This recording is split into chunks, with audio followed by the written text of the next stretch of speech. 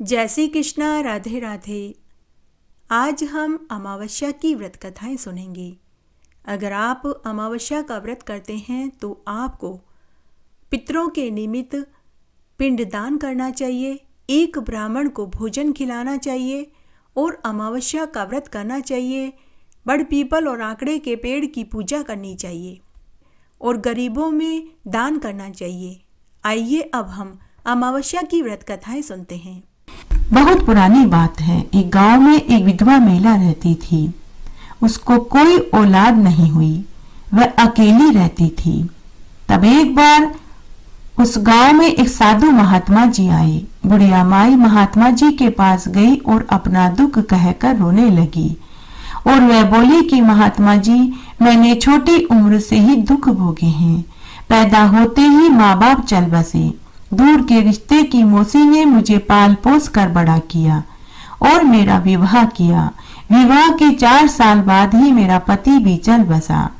मुझे एक पुत्र का सुख भी नसीब नहीं हुआ। महात्मा जी, मेरे भाग्य में इतनी पीड़ा क्यों लिखी हुई है? मैंने ऐसे क्या बुरे कर्म किए जिसकी मुझे ये सजा भोगनी पड़ रही है? महात्मा जी, इस जन्म में मैंने किसी को कोई दुख नहीं पहुंचाया, मैंने एक चींटी तक नहीं मारी, फिर मुझे इतना दुख उठाना क्यों पड़ रहा है? तब महात्मा जी बुढ़िया माई से बोले कि बुढ़िया माई, मनुष्य को प्रारब्ध तो भुगतने ही पड़ते हैं। बुढ़िया माई, तेरे पिछले जन्म के पाप कर्म हैं जो तुझे इस जन्म में भोगने पड़ रहे हैं। तो बुढ़िया माई बोली कि महात्मा जी, कोई ऐसा व्रत पूजा पाठ बताइए ताकि मेरा अगला जन्म सुधर जाए। तब महात्मा जी बोले कि बुढ़िया माई, तू हर अमावस्या का व्रत कर। उस दिन बड़ पीपल और खेजड़ी के पेड़ की पूजा कर। दूध दही से पेड़ को सींच, तेरा अगला पिछला सब पाप कट जाएंगे। तो उस बुढ़िया माई ने साधु महात्मा जी से पूछा कि महात्मा जी, कितनी अमावस्या का व्रत करूं? तो साधु महात्मा जी बोले कि बुढ़िया माई, 24 अमावस्या का व्रत कर और 24 अमावस्या का व्रत करके उद्यापन कर, जिसमें 13 सुहागिन स्त्रियों को भोजन खिला। तुझे तेरे पुण्य का अक्षय फल जरूर मिलेगा। उसके बाद वह बुढ़िया माई हर अमावस्या का व्रत करने लगी, बड़ पीपल के पेड़ की पूजा करने लगी। तब एक दिन उसकी पड़ोसन ने पूछा कि अरे बहन, तू ये किसका व्रत और पूजन करती है? तब बुढ़िया माई ने साधु महात्मा वाली पूरी बात अपनी पड़ोसन को बताई। तो पड़ोसन बोली कि बहन, आज से मैं भी तेरे साथ अमावस्या का व्रत और पूजन करूंगी। उसका नाम कांति बाई था। तब पड़ोसन भी उसके साथ अमावस्या का व्रत करने लगी और बड़ पीपल की पूजा करने लगी। पड़ोसन का नाम कांति बाई था। बुढ़िया माई तो व्रत का उद्यापन कर रही थी, जबकि कांति बाई के 12 ही अमावस्या के व्रत हुए थे। जब 24वीं अमावस्या आई तो बुढ़िया माई ने 13 सुहागिन ब्राह्मणियों को भोजन कराया और उन्हें सुहाग की सामग्री दी। उस दिन कांति बाई बार बार अपनी पड़ोसन के घर की ताका झाकी कर रही थी। उस दिन उसे नींद नहीं आ रही थी। तभी अर्धरात्रि को कांति बाई ने देखा कि उसकी पड़ोसन के घर में रोशनी हो रही थी। तभी वहां एक देव विमान आया। कांति बाई यह देखकर आश्चर्य में पड़ गई। वह मन ही मन सोचने लगी कि मेरी पड़ोसन को लेने के लिए तो देवदूत देव विमान लेकर के आए हैं। मेरी पड़ोसन तो विमान में बैठ करके स्वर्ग जा रही है। और कौन मुझे अमावस्या की कथा कहानियां सुनाएगा? कौन मेरे साथ बड़ पीपल के पेड़ की पूजा करने के लिए जाएगा? तब कांति बाई मन ही मन सोचने लगी, मैं भी इस विमान में बैठकर स्वर्ग चली जाती हूँ, किसी को क्या पता चलेगा। तो कांति बाई चादर ओढ़कर देव विमान में बैठ गई। जब देवदूत बुढ़िया माई को लेकर बैकुंठ के लिए उड़ने लगे तो देव विमान बीच रास्ते में हिचकोले खाने लगा। तभी वहां आकाशवाणी हुई कि हे देवदूतों, यह विमान आगे नहीं जा सकता क्योंकि इसमें एक दुष्ट पापी महिला भी बैठी है। तब देवदूतों ने विमान में देखा तो उन्हें वही महिला चादर ओढ़कर दिखाई दी। तब देवदूतों ने उसे नीचे गिरा दिया। कांतिबाई नीचे गिरते समय बड़ पीपल के पेड़ के ऊपर जाकर गिरी, जिससे उसकी मृत्यु तो हो गई, लेकिन वह अपने पाप दोष के कारण पिशाचनी बन गई और वह उसी पेड़ पर 100 बरस तक चिपकी रही। तब एक बार की बात है, बैसाखी अमावस्या का दिन था। उस दिन गांव की कुछ महिलाएं सुबह तड़के 4 बजे उसी बड़ पीपल के पेड़ की पूजा करने के लिए पहुंची तो उन्हें वहां पर हुआ की आवाज सुनाई दी। उनमें से कुछ महिलाएं डर गईं और वे बोली कि इस पेड़ पर कोई भूत प्रेत डाकन का वास है, हम अभी घर वापस चलते हैं, जब उजास हो जाएगी तो आकर पेड़ की पूजा कर लेंगे। लेकिन उनमें से एक औरत समझदार थी, वह बोली कि डरो मत, तुम सब यहीं रहो, मैं देख कर के आती हूँ। तब उसने कहा नहीं नहीं, हम भी तुम्हारे साथ चलते हैं। तब सभी महिलाएं बड़ पीपल के पेड़ के पास पहुंची तो वह महिला उससे बोली कि वही पेड़ पर कौन है, जीव जिनावर भूत प्रेत डाकिन कौन है। तभी वह पिशाचिन बनी कांतिबाई ने अपनी आप बीती सुनाई और बोली कि मैं पिशाचिनी हूँ, लेकिन तुम्हें मैं कोई नुकसान नहीं पहुंचाऊंगी। बहन, मैंने 12 अमावस्या का व्रत किया, लेकिन जब मेरी पड़ोसन को लेने के लिए देव विमान आया तो मैं चोरी चोरी उसमें बैठकर बैकुंठ जाने लगी तो मुझे देवदूतों ने नीचे फेंक दिया, जिससे मेरी मृत्यु तो हो गई, लेकिन पाप दोष के कारण मैं पिशाचनी बन गई। बहन, आज बैसाखी अमावस्या का व्रत है, अगर तुम मुझे अपनी अमावस्या के व्रत का फल दे दोगी तो मुझे मुक्ति मिल जाएगी और तुम्हें इसका अक्षय फल मिलेगा। तब उन महिलाओं ने निश्चय किया कि हम अपनी अपनी अमावस्या के व्रत का फल इस पिशाचनी को दे देते हैं ताकि इसका उद्धार हो जाए और हमें इसका पुण्य फल मिले। तब उन महिलाओं ने वहीं बैठकर बड़ पीपल की पूजा करी। पूजा करने के बाद अंजलि में जल लिया और अपनी अमावस्या के व्रत का फल कांतिबाई को सौंप दिया। ऐसा बोलते ही वह पिशाचनी पेड़ के ऊपर से धड़ाम से जमीन पर गिर पड़ी और जलकर खाक हो गई। दिव्य देह धारण करके रेशमी वस्त्र और कीमती आभूषण पहनकर देव विमान में बैठकर के बैकुंठ जाने लगी तो उससे पहले उसने उन महिलाओं को धन दौलत और सुख समृद्धि का आशीर्वाद दिया और फिर वह विमान में बैठकर के बैकुंठ में चली गई। पूजा करने के बाद जब वे महिलाएं अपने घर आई तो उन्होंने देखा कि उनका घर धन दौलत व अन्न धन के ढेर से भरा पड़ा था।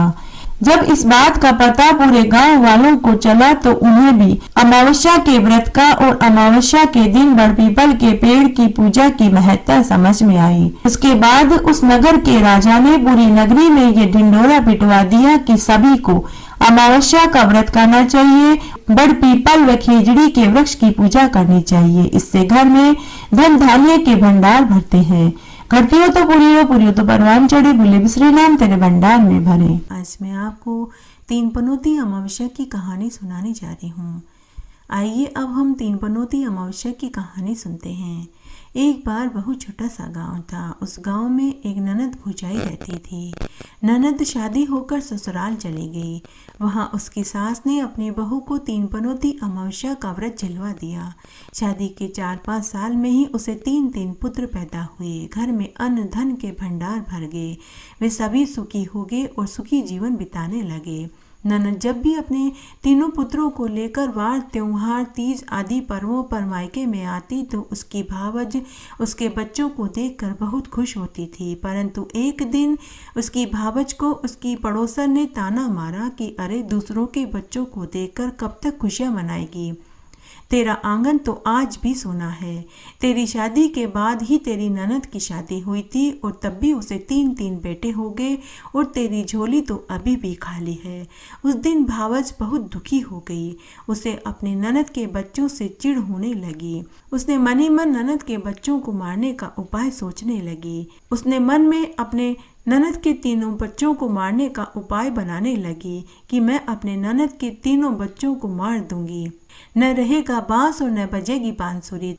तब एक बार की बात है, तीज का त्योहार था। ननद अपने बच्चों के साथ तीज पर मायके में खाना खाने नहीं आ पाई। भाभी ने अपनी ननद के बच्चों के लिए खिलौने घेवर आदि भिजवाए। उसमें उसने सांप बिच्छू भर कर भेज दिए। वह मनी मन सोचने लगी कि जब बच्चे खिलौने से खेलेंगे और घेवर खाएंगे तो सांप बिच्छू उन्हें डस लेंगे और वे मर जाएंगे। तब उसने अपने पति से कहा कि देखो जी, ननद बाईसा और बच्चे तीज पर घर नहीं आ सके तो आप ये खिलौने और घेवर उनके ससुराल में पहुंचा दीजिए। पति ने खिलौने और घेवर अपनी बहन के घर पहुंचवा दिए। मामा मामी के घर से खिलौने और घेवर बच्चों ने देखे तो उन्होंने अपनी माँ से कहा कि माँ, मामा मामी ने हमारे लिए घेवर और खिलौने भेजे हैं। लेकिन अमावस्या माता ने उन खिलौने और घेवर में से सांप बिच्छू गायब करवा दिए। बच्चे खिलौने पाकर बहुत खुश हुए। सभी बच्चों ने घेवर खाए और खिलौने से खेलने लगे। दूसरे दिन भावज इंतजार करने लगी कि अभी ननद के बच्चों के मरने की खबर आएगी, लेकिन ऐसा नहीं हुआ। 10-15 दिन बाद भावज ने अपने ननद के बच्चों के लिए अच्छे अच्छे कपड़े भिजवाए और उनमें सांप बिच्छू डाल दिए। वह मनी मन सोचने लगी कि अब की बार जब ननद के बच्चे नए नए कपड़े पहनेंगे तो जरूर सांप बिच्छू उन्हें खा जाएंगे और वे तीनों मर जाएंगे। भाई वापस अपने भांजों के लिए कपड़े दे आया। बच्चे मामा से नए नए कपड़े पाकर बहुत खुश हुए। उन्होंने नए नए कपड़े पहने। इस बार भी अमावस्या माता ने सभी सांप बिच्छू कपड़ों में से गायब कर दिए। दूसरे दिन भावज फिर से सोचने लगी कि आज तो जरूर ननद के बच्चों के मरने की खबर आएगी, लेकिन ऐसा नहीं हुआ। भावज सोच में पड़ गई कि मेरे दोनों उपाय बेकार चले गए। शायद सांप बिच्छू रास्ते में ही निकल जाते होंगे, घर तक पहुंचते ही नहीं होंगे। फिर उसने घी और मावे के लड्डू बनाए और उनमें जहर डाल दिया। इस बार तो ननद के बच्चे लड्डू खाकर जरूर मर जाएंगे, वह मनी मन सोचने लगी। फिर उसने अपने पति के साथ ननद के बच्चों के लिए घी के लड्डू भिजवाए, लेकिन अमावस्या माता ने लड्डुओं को अमृत के समान मीठे कर दिए और जहर गायब कर दिया, क्योंकि उसकी माँ हर महीने 3 बनौती अमावस्या का व्रत करती थी। भगवान महादेव और माता पार्वती और अमावस्या माता उनके बच्चों को बचा रही थी। बच्चों ने मामा के लाए हुए लड्डुओं को खाया, लेकिन उनका बाल भी बांका नहीं हुआ। दूसरे दिन भावज घर के चबूतरे पर आकर बैठ गई और मनी मन सोचने लगी कि आज तो जरूर ननद के बच्चों के मरने की खबर आएगी, लेकिन पूरा दिन निकल गया, कोई नहीं आया। भावज के शरीर पर तो जैसे सांप लौटने लगा। दूसरे दिन उसने अपने पति से कहा कि सुनो जी, ननद बाईसा और उनके बच्चों से मिले बहुत दिन हो गए हैं। मुझे बच्चों की बहुत याद आ रही है। आप आज शाम को आते हुए उन्हें घर ले आना। पति ने कहा कि ठीक है। उस दिन शाम को भाई अपने बहन के घर गया और बहन और उसके बच्चों को घर ले आया। ननद और बच्चों को देखकर भावज बनावटी हंसी बनाकर बोली कि बाईसा, मुझे तो आपकी और बच्चों की बहुत याद आ रही थी। इस तरह रात्रि में सभी भोजन करके सो गए। दूसरे दिन सुबह भावज ने एक अन्य उपाय बनाया। भावज ने अपनी ननद से कहा कि बाईसा, आप आराम करो, मैं बच्चों को तालाब पर घुमा कर लाती हूँ। तो ननद ने कहा ठीक है भाभी, चले जाओ। तब भावज ननद के तीनों पुत्रों को तालाब पर लेकर गई और उन्हें तालाब में धक्का दे दिया और वह खुद घर आ गई। ननद ने भाभी से पूछा कि भाभी, बच्चे कहाँ हैं? तो भावज ने कहा कि बच्चे बाहर खेल रहे हैं, अभी थोड़ी देर में आ जाएंगे। उधर वहां तालाब के पास बड़ पीपल का पेड़ था, जिसकी जड़ें तालाब में फैली हुई थी। भगवान महादेव माता पार्वती के आशीर्वाद से बड़ पीपल की जड़ें तालाब में लंबी हो गई और तीनों बच्चों को बचा लिया। शाम होने से पहले तीनों बच्चे वापस घर आ गए। जब ननद के तीनों बच्चे सकुशल घर आ गए तो भावज अचंभित रह गई। वह मन ही मन सोचने लगी कि मैंने कितनी बार इसके बच्चों को मारना चाहा, लेकिन कोई देवी कोई देवता है जो इसके बच्चों को बचा रहे हैं। तब भावज ने अपनी ननद के पांव पकड़ लिए और उसे पूरी बात बताई और कहा कि मैंने आपके बच्चों को कई बार मारने की कोशिश करी, लेकिन हर बार ही आपके बच्चे बच गए।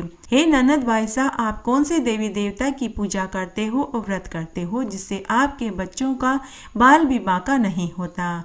तब ननद ने अपनी भाभी को 3 पनौती अमावस्या के व्रत के बारे में कहा और कहा कि भाभी, आप भी 3 पनौती अमावस्या का व्रत करो, जिसके करने से आपकी भी गोद जरूर भरेगी।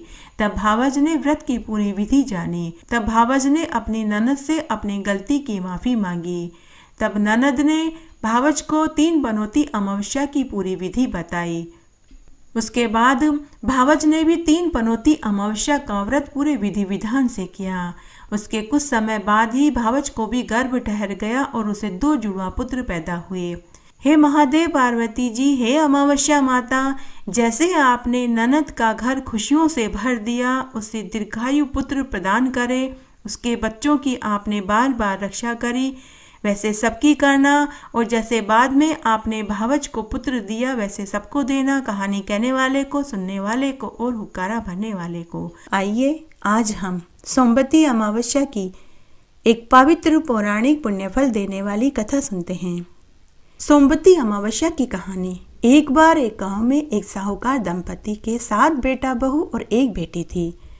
साहूकार के 7 बेटों का विवाह हो चुका था, लेकिन बेटी अभी कंवारी थी। तब उस साहूकार के यहाँ एक जोगी रोज भिक्षा मांगने आता था। जब साहूकार की बहुएं जोगी को भिक्षा देती तो जोगी उन्हें सुहागवती का आशीर्वाद देता। लेकिन कभी किसी दिन साहूकारनी की बेटी जोगी को भिक्षा देती तो जोगी उसे दुहागवती का आशीष देता, जिससे साहूकारनी की बेटी चिंतित रहने लगी। उसका अन्न जल छूट गया। साहूकारनी की बेटी दिन पर दिन कमजोर होने लगी। एक दिन साहूकारनी ने अपनी बेटी से पूछा कि बेटी, मैं तुझे अच्छा खाने को देती हूँ, अच्छे से अच्छे कपड़े पहनने को देती हूँ, फिर भी तू दिन पर दिन सूख रही है। बेटी बता, तुझे किस बात का दुख है? तुझे किसी ने कुछ कहा तो वो बता। तो बेटी अपनी माँ को जोगी वाली बात बता दी। तब दूसरे दिन जब जोगी भिक्षा मांगने आया तो साहूकारनी दरवाजे के पीछे खड़ी हो गई। साहूकारनी की बेटी ने जोगी को भिक्षा दी तो जोगी ने फिर से उसे दुहागवती का दुस्सिस दिया।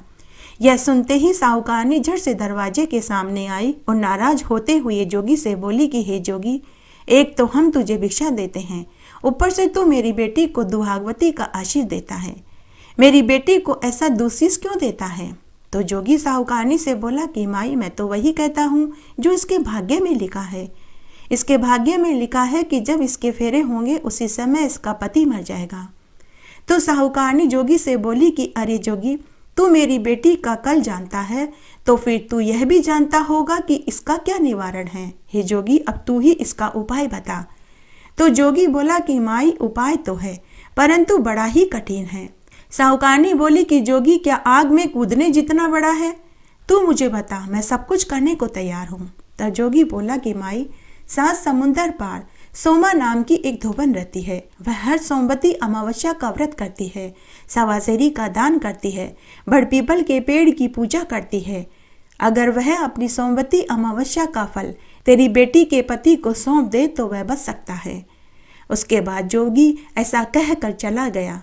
उसके बाद साहूकारनी ने पूरी बात अपने पति और बेटा बहुओं को बताई। घर की जिम्मेदारी उन्हें सौंपकर सोमा धोबन की तलाश में साहूकारनी घर से निकल पड़ी।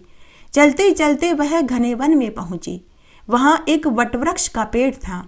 बहुत तेज धूप पड़ रही थी। साहूकारनी थोड़ी देर के लिए पेड़ के नीचे बैठ गई। उस पेड़ पर गरुड़ पक्षी का घोंसला था, जिसमें गरुड़ के बच्चे बैठे थे। गरुड़ का जोड़ा उस समय भोजन की तलाश में गया हुआ था कि तभी गरुड़ के बच्चों को खाने एक सर्प वहां आया। साहूकारनी ने देख लिया। साहूकारनी समझ गई कि यह सर्प गरुड़ के बच्चों को खाने आया है, तो उसने एक बड़ा पत्थर उठाया और उससे सर्प को मार डाला और उसी पत्थर के नीचे सर्प को दबा दिया। थोड़ी देर में गरुड़ का जोड़ा आया। जब उन्होंने पेड़ के पास खून बिखरा हुआ देखा तो उन्होंने समझा कि इस साहूकारनी ने हमारे बच्चों को मार डाला, तो वे साहूकारनी के सिर पर चोंच से मारने लगे। साहूकारनी गरुड़ पक्षी से बोली कि हे गरुड़ पक्षी, मैंने तो सर्प से तुम्हारे बच्चों की जान बचाई है और तुम मुझे ही मार रहे हो। पूरी सच्चाई जानकर गरुड़ पक्षी साहूकारनी से बोले कि हे बहन, धन्यवाद, तुमने सर्प से हमारे बच्चों की जान बचाई। यदि हम तुम्हारे किसी काम आ सके तो हमें बड़ी प्रसन्नता होगी। तब साहूकारनी ने उन्हें अपनी समस्या बताई कि मुझे 7 समुंदर पार सोमा धोबन के घर जाना है। तब गरुड़ पक्षी ने अपना विकराल रूप बनाया और साहूकारनी को अपनी पीठ पर बैठाकर 7 समुंदर पार सोमा धोबन के घर के सामने ले जाकर छोड़ दिया। उसके बाद गरुड़ पक्षी साहूकारनी से बोला कि बहन, जब भी तुम मुझे याद करोगी मैं उसी समय तुम्हारे सामने आ जाऊंगा।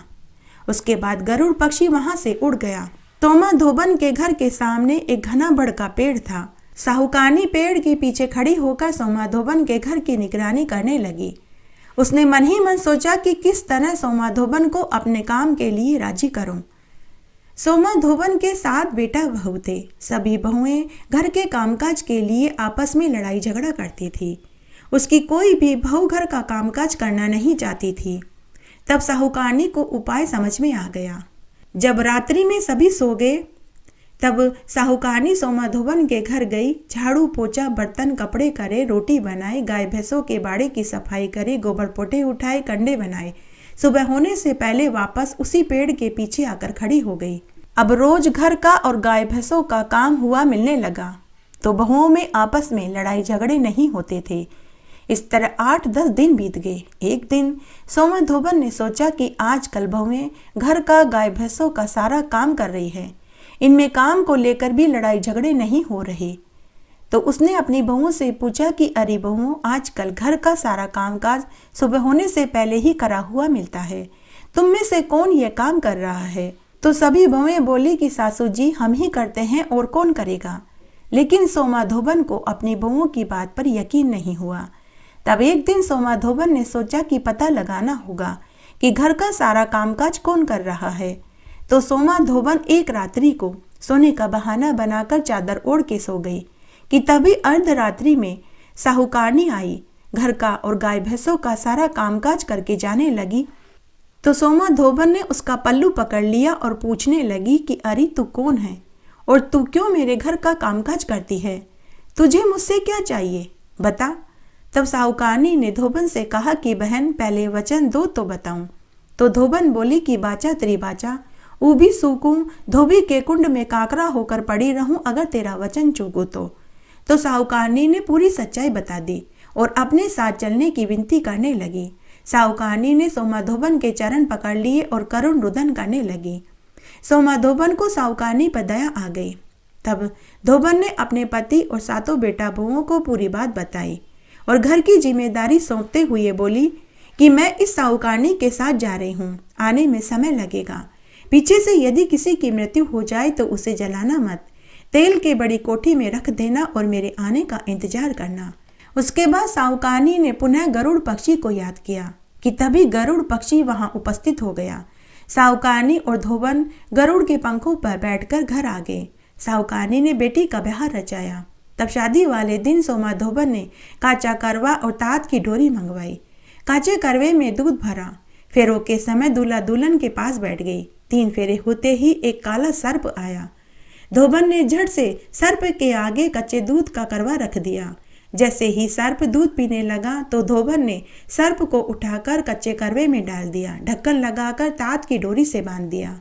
लेकिन मृत्यु योग और काल की घड़ी के आने से साहूकारनी के बेटी का पति मर गया।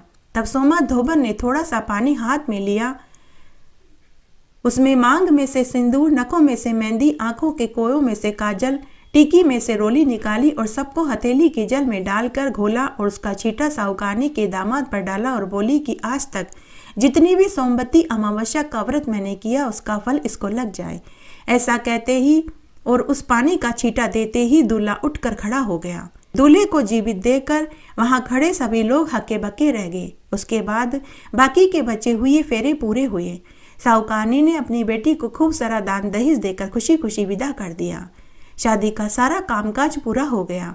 उसके बाद सोमा धोबन वापस अपने घर जाने लगी तो साहूकारनी सोमा धोबन से बोली कि बहन, तूने मेरे बेटी के सुहाग को लौटाया है, मेरे दामाद को जीवन दान दिया है। तुम मांगो, तुम्हें क्या चाहिए? तुम जो भी मांगोगी मैं तुम्हें देने को तैयार हूँ। तो सोमा धोबन बोली कि मुझे कुछ नहीं चाहिए, तुम मुझे एक कोरा कलश दे दो। उसके बाद सोमा धोबन कोरा कलश लेकर खुद के घर की ओर चल दी। चलते चलते रास्ते में सोमवती अमावस्या आई। सोमा धोबन ने उस कलश में तालाब से जल भरा और पीपल के पेड़ को सींचा, अमावस्या की पूजा करी और उस कलश के 108 टुकड़े करे, उन्हें घिस कर रुपयों की तरह गोल बना दिया। कथा करी, फिर पीपल की उन 108 टुकड़ों से फेरी दी। 108 परिक्रमा देने के बाद उन टुकड़ों को वहीं पीपल के नीचे खड्डा खोद कर गाड़ दिया और घर आ गई। घर आई तो धोबन को पता चला कि उसका पति मर गया है। बच्चों ने उन्हें तेल की कोठी में रख छोड़ा है। तब सोमा धोबन ने आंखों की कोर में से काजल निकाला, टीकी में से रोली निकाली, नखों में से मेहंदी निकाली, मांग में से सिंदूर निकाला।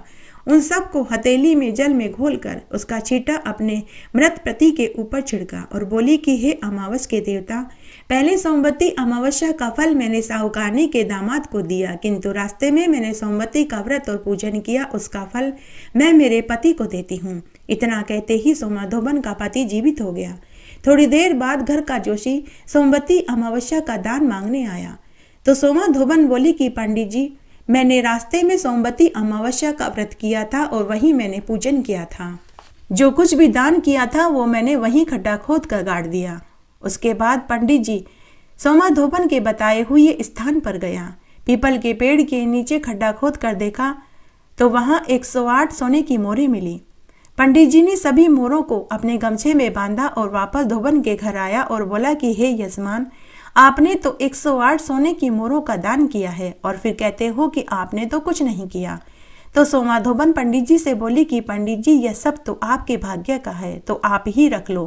पंडित जी बोला कि नहीं यजमान, मेरा तो 1/4 हिस्सा बनता है, बाकी का धन तो आपका है, आप इसका जो चाहे करें। उसके बाद बाकी का धन पंडित जी सोमाधोबन को देकर चला गया। हे सोमवती अमावस्या माता, जैसे आपने साहूकारनी की बेटी और सोमाधोबन को उसका सुहाग वापस लौटाया, वैसे सबको लौटाना, कहानी कहने वाले को, सुनने वाले को और हुकारा भरने वाले को। गणेश जी की कहानी। एक गांव में एक अंधी विधवा बुढ़िया माई अपने बेटा बहू के साथ रहती थी। उसका बेटा दिहाड़ी मजदूरी करता था। वह 2 समय जितना ही भोजन का प्रबंध कर पाता था। वे बहुत गरीबी में जीवन जी रहे थे। अंधी बुढ़िया माई गणेश भगवान की परम भक्त थी। वह रोज नहा धोकर गणेश जी की पूजा पाठ किया करती थी। तब एक दिन गणेश भगवान बुढ़िया माई की पूजा और सेवा से प्रसन्न हो गए और उसे एक रात्रि में स्वप्न में दर्शन देकर बोले कि हे बुढ़िया माई, मैं तेरी पूजा पाठ से प्रसन्न हुआ। मैं तुझे एक वरदान देना चाहता हूँ, तू मांग, तुझे क्या चाहिए। तब स्वप्न में ही बुढ़िया माई बोली कि हे गणेश जी भगवान, मुझे मांगना नहीं आता। तो गणेश भगवान बोले कि बुढ़िया माई, तू अपने बेटा बहू से पूछ ले, मैं कल दोबारा इसी समय आऊँगा। ऐसा कहकर गणेश भगवान अंतर्ध्यान हो गए। सुबह जब बुढ़िया माई सोकर उठी तो उसे अपने स्वप्न वाली बात याद आई। तब उसने अपने बेटा बहू को गणेश जी वाली बात बताई। तो बेटा अपनी माँ से बोला कि माँ, तू तो धन मांग ले ताकि हमारी गरीबी दूर हो जाए। तो बहू बोली कि सासू माँ, आप तो पोता मांग लो ताकि मेरी भी गोद भर जाए और आपको भी पोते का मुंह देखने को मिल जाए।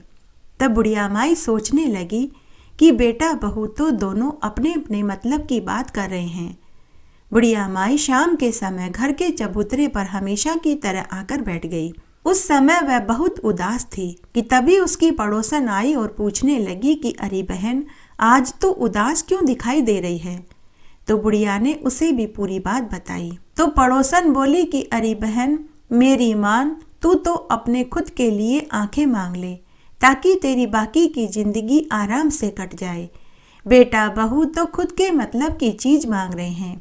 ऐसा कहकर पड़ोसन अपने घर चली गई।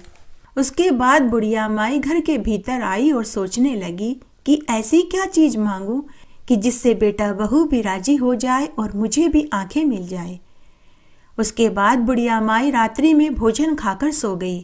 अर्धरात्रि में फिर से गणेश जी भगवान बुढ़िया के स्वप्न में आए और पूछने लगे कि अरे बुढ़िया माई, सो रही है या जाग रही है। बुढ़िया, मांग, तुझे क्या चाहिए। तो बुढ़िया माई बोली कि हे गणेश जी भगवान, मैं सोने के कटोरे में पोते को दूध पीता हुआ देखना चाहती हूँ।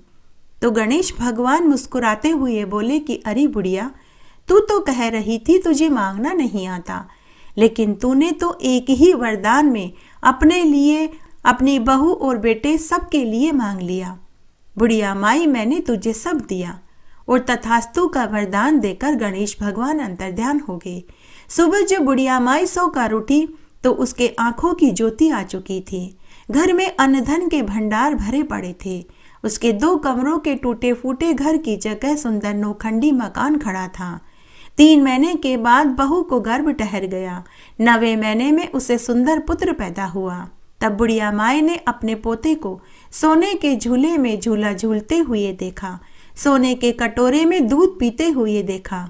हे गणेश जी भगवान, जैसा सुख आपने बुढ़िया माई को दिया वैसा सबको देना, कहानी कहने वाले को, सुनने वाले को और हुक्कारा भरने वाले को। घटती हो तो पूरी हो तो परवान चढ़े, भूले बिसरे नाम तेरे भंडार में भरे। एक बार एक बहुत छोटा सा गांव था। उस गांव में एक प्रतापी, दानी, दयालु, तेजस्वी राजा रहता था। वह राजा अपनी प्रजा का पालन अपने पुत्र के समान ही करता था। उस राज्य पर कभी अकाल नहीं पड़ा, कभी किसी महामारी का प्रकोप नहीं हुआ, आम जन को कोई दुख नहीं देखना पड़ा। राजा आए दिन अपनी प्रजा की खुशहाली के लिए यज्ञ, हवन, भंडारे करवाता रहता था। आए दिन ब्राह्मणों, योग्य पंडितों, साधु महात्माओं को अन्न, वस्त्र, रुपया का दान किया करता था। गरीबों और निसहायों को रोज अन्न, वस्त्र दान में देता था। उस राजा की एक अति रूपवती, गुणवती, सौभाग्यवती रानी थी। रानी प्रजा की और राजा की सुख समृद्धि और खुशहाली के लिए हर अमावस्या का व्रत करती, बड़ पीपल और आंकड़े के पेड़ की पूजा करती थी। सभी राजाओं का शौक घुड़सवारी, तीरंदाजी, तैराकी, अस्त्र शस्त्र चलाना, नृत्य गान देखने का होता है, वैसे ही उस राजा का भी एक शौक था, उसे शिकार खेलना बड़ा पसंद था। तब एक दिन राजा शिकार खेलने अकेले ही वन में घोड़े पर सवार होकर चला गया। तब राजा ने घने वन में देखा कि एक काली नागिन एक साधारण सर्प के साथ अटखेलियां कर रही थी, मिलन का प्रयास कर रही थी। जब राजा ने देखा तो राजा को महान आश्चर्य हुआ। राजा ने मन ही मन सोचा कि मैंने मनुष्यों की नीयत बदलते देखी है, लेकिन आज इस नागिन ने भी अपना सत खो दिया। जो यह एक साधारण सर्प के साथ मिलन का प्रयास कर रही है। तब राजा ने घोड़े से उतरकर एक लकड़ी की मदद से काली नागिन और सर्प का मिलन होते छुड़वा दिया। उसके बाद राजा घोड़े पर सवार होकर वन में चला गया। काली नागिन का सर्प के साथ मिलन होने ही वाला था कि राजा ने छुड़वा दिया। इससे काली नागिन क्रोधित हो गई। काली नागिन को राजा से बदला लेना था, तो वह नाराज होकर बिल में चली गई। उधर राजा का शिकार खेलने में मन नहीं लग रहा था। वह वापस महल में पहुंच गया। उस दिन रानी का अमावस्या का व्रत था। रानी अपनी सखियों के साथ कथा कहानियां सुन रही थी और पूजा कर रही थी। जैसे ही राजा शिकार से जल्दी आ गए तो रानी ने राजा से कहा कि हे महाराज, आज आप शिकार से जल्दी कैसे आ गए? आपकी तबीयत तो ठीक है? तो राजा ने कहा कि हे रानी, मैं थोड़ा आराम करना चाहता हूँ। तो रानी बोली कि ठीक है महाराज, आप आराम करिए, तब तक मैं दासियों के साथ बड़ पीपल और आंकड़े के पेड़ की पूजा करके आती हूँ। तब रानी अपनी दासी और सखियों के साथ गांव में बड़ पीपल और आंकड़े के पेड़ की पूजा करने चली गई।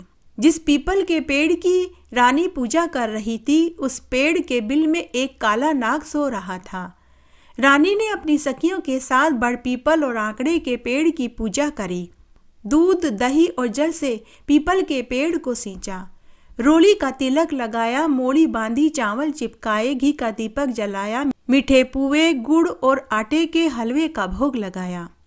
पेड़ की 7 परिक्रमा करी और भगवान से अमर सुहाग का आशीर्वाद मांगा। साथ ही प्रजा की खुशहाली की कामना करी। पेड़ के कोटर में काला नाग पड़ा यह सब कुछ देख रहा था। तब उस नाग को रानी को देखते ही खुद की नागिन की याद आई। नाग ने मन ही मन सोचा कि यह रानी कितनी भली औरत है। इसने खुद के लिए कुछ नहीं मांगा। इसने अपने पति और प्रजा की भलाई के लिए व्रत रखा और पूजन किया। जैसी यह रानी है, मेरी नागिन भी ऐसी ही है। वो हमेशा मेरे ही लिए सोचती है। रानी पूजा करके जाने लगी तो उसने काले नाग को देखा। तभी उसने दासी को भेजकर काले नाग के लिए दूध और मिठाई मंगवाई। दासी भागी भागी महल में से दूध और बर्फी लेकर आई।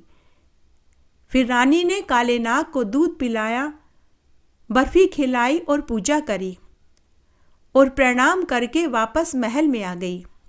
उधर वह काला नाग भी अपनी नागिन के पास पहुंचा। नाग ने देखा कि नागिन क्रोधित होकर बैठी है। नाग ने नागिन से उसकी नाराजगी का कारण पूछा तो नागिन ने झूठी कहानी नाग को सुनाई कि हे सर्प देवता, आप इस नगर के राजा को डसकर के आइए। आज उसने बेवजह ही मुझे लकड़ी से बहुत मारा। आज मेरा सारा अंग दर्द कर रहा है। जब तक आप उस राजा को नहीं डसेंगे तब तक मैं अन्न जल ग्रहण नहीं करूंगी। नाग ने नागिन से पूछा कि अरे नागिन, राजा ने ऐसा क्यों किया? राजा ने बेवजह तुझे क्यों मारा? तो नागिन झूठ बोलते हुए बोली कि हे सर्प देवता, मैं अपने बिल में चुपचाप सो रही थी। उस राजा ने बेवजह ही मुझे लकड़ी से बहुत मारा। यह सुनते ही काले नाग को क्रोध आ गया। उसने अपनी नागिन से कहा कि हे नागिन, आज मैं उस राजा को मार कर उसका खून पी जाऊंगा। वह नाग सूंघता सूंघता राजा के महल में पहुंच गया। तब तक शाम हो चुकी थी। रानी ने अमावस्या का व्रत अभी तक नहीं खोला था, क्योंकि वह राजा को भोजन कराने के बाद ही व्रत खोलती थी। तब रानी ने संध्या उपासना करी, तुलसी के पौधे और परिंदे में दिया बाती करी। उसके बाद रानी राजा से बोली कि हे महाराज, आइए भोजन जीव लीजिए। तब राजा भोजन खाने बैठा। रानी ने राजा से पूछा कि हे महाराज, आप बताइए आज आपका दिन कैसा बीता? तभी वह काला नाग वहां आ गया। उसने राजा रानी को भोजन करते हुए देखा तो वह सोचने लगा कि पहले मैं इस राजा को भोजन कर लेने देता हूँ, उसके बाद मैं इसको डसूंगा। तब वह काला नाग परिंदे में कुंडली मार कर के बैठ गया। तभी रानी ने राजा से पूछा कि हे महाराज, आप बताइए आज आपका दिन कैसा बीता? भोजन करते करते राजा बोला कि हे रानी, आज मेरा दिन अच्छा नहीं निकला। आज जब मैं वन में शिकार खेलने गया तो मैंने देखा वन में एक काली नागिन एक साधारण सर्प के साथ मिलन का प्रयास कर रही थी। तब मैंने एक लकड़ी की सहायता से उन दोनों का मिलन होने से रोक दिया। रानी, कैसा कलयुग आ गया है। इंसानों की नीयत बदलते देखी है, लेकिन कभी जीव जानवरों पशु पक्षियों की नीयत बदलते नहीं देखी। लेकिन आज मैंने एक नागिन को सत खोते हुए देखा। तभी रोटी बनाने वाली धाई माँ बीच में ही बोली कि हे रानी माँ, हे महाराज, अब वह नागिन आपसे बदला लेगी। तब रानी बोली कि नहीं दासी, मेरे सुहाग का कोई बाल भी बाका नहीं कर सकता। मैं हर अमावस्या का व्रत करती हूँ, बड़ पीपल और आकड़े के पेड़ की पूजा करती हूँ। मेरे पति की रक्षा तो भगवान महादेव स्वयं कर रहे हैं। तभी परिंदे में कुंडली मार कर बैठा सर्प यह सब कुछ सुन रहा था। उसने मन ही मन सोचा कि अगर आज मैं इस राजा को डस लेता तो घोर अनर्थ हो जाता। यह राजा और रानी तो भले इंसान निकले, मेरी ही नागिन कपटी धूर्त और शैतान है। और यह रानी तो वही है जिसने आज मुझे दूध पिलाया और मिठाई खिलाई और मेरी पूजा करी। तभी नाग वहां से अंतर्ध्यान हो गया और नागिन के पास पहुंच गया। नागिन ने जैसे ही अपने नाग को आया देखा तो वह उसे चाटने के लिए उसके पास आई। जैसे ही नागिन नाग को चाटने लगी तो नाग ने क्रोधित होकर फुक्कार भरी तो नागिन 12 हाथ पीछे सरक कर चली गई। तब नाग ने नागिन से कहा कि अरे दुष्ट कुलटा कपटी, तूने मुझे झूठी कहानी सुनाई। उस राजा ने अगर तुझे मार भी दिया होता तो धरती से पाप कम हो जाता। हे दुष्टा, मैं तुझे पिशाचनी होने का शाप देता हूँ। जा तू पिशाचनी हो जा। अरे राजा रानी जैसे भले इंसान इस धरती पर हैं तभी यह दुनिया कायम है। अगर तेरे जैसे 2-4 और हो जाते तो यह दुनिया ही नष्ट हो जाती। ऐसा कहकर काला नाग वहां से अंतर्ध्यान हो गया। हे अमावस्या के देवता, जैसे आपने रानी को अमावस्या के व्रत का फल दिया और उसे अमर सुहाग का आशीर्वाद दिया, वैसे सबको देना। कहानी कहने वाले को, सुनने वाले को और हुक्कारा भरने वाले को।